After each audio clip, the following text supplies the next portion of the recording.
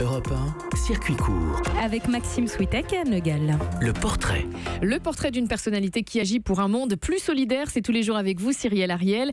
Et vous avez rencontré un paraplégique devenu triathlète. Il s'agit d'Olivier Gentilini. Et quand on le rencontre, c'est une bouffée de vie et de résilience que vous ressentez en sortant de votre rendez-vous. À tout juste 34 ans, Olivier Gentilini est paraplégique depuis 14 ans. Et rien ne semble insurmontable pour cet athlète. C'est lors d'une virée nocturne rentrant d'une soirée qu'à 20 ans, il a un accident de route en moto. Et c'est à ce moment-là son rêve de devenir guide de haute montagne qui s'effondre.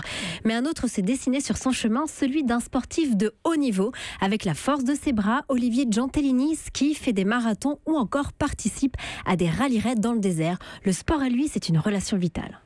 Ouais, le sport et moi, c'est un peu une relation limite d'amour. C'est une relation que j'ai qui me permet de me dépasser, qui me permet un peu de m'évader et qui me fait me sentir bien. J'arrive à côtoyer un peu des gens du haut niveau, comme des gens qui débutent. Et j'ai tous les deux tout aussi enrichissant de pouvoir faire débuter quelqu'un, apprendre le sport à quelqu'un, comme d'apprendre d'un grand. Je trouve ça assez beau, quoi. Et je reste assez humble face à ces gens-là et ça me donne une grande force pour continuer.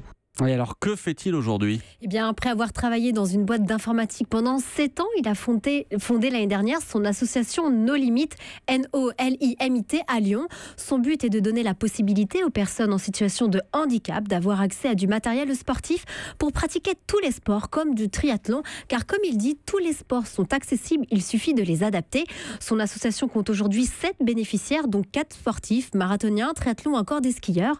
Olivier Gentilini souhaite que ces sportifs viennent juste pour s'entraîner et prendre du plaisir, car dans ce milieu, ce n'est pas toujours facile. J'ai envie de faire la compétition, mais j'ai envie d'en faire profiter à d'autres. Moi, je vais un peu galérer pour en trouver, et je me suis dit, si je peux faciliter un petit peu les choses pour les autres, c'est bien. Je me suis dit, peut-être à moi de me débrouiller seul, et comme de lancer une petite entreprise, sauf que c'est une association, c'est une bande d'amis, sportifs ou non sportifs. Mais voilà, l'idée, c'est d'organiser un peu des défis et de permettre aux personnes handicapées de réaliser un peu leurs exploits, qui soient un peu dingues, comme l'Ironman. Mais c'est aussi un peu permettre aux gens de changer le regard sur le handicap, faire comprendre qu'on peut un peu repousser ses limites et le dépassement de soi. Et en matière de dépassement de soi, Olivier Gentilini est un exemple. Il veut devenir l'un des premiers athlètes handisport lyonnais à participer à la plus grande compétition de triathlon au monde, l'Ironman. Il s'entraîne actuellement pour participer à une course Ironman l'année prochaine.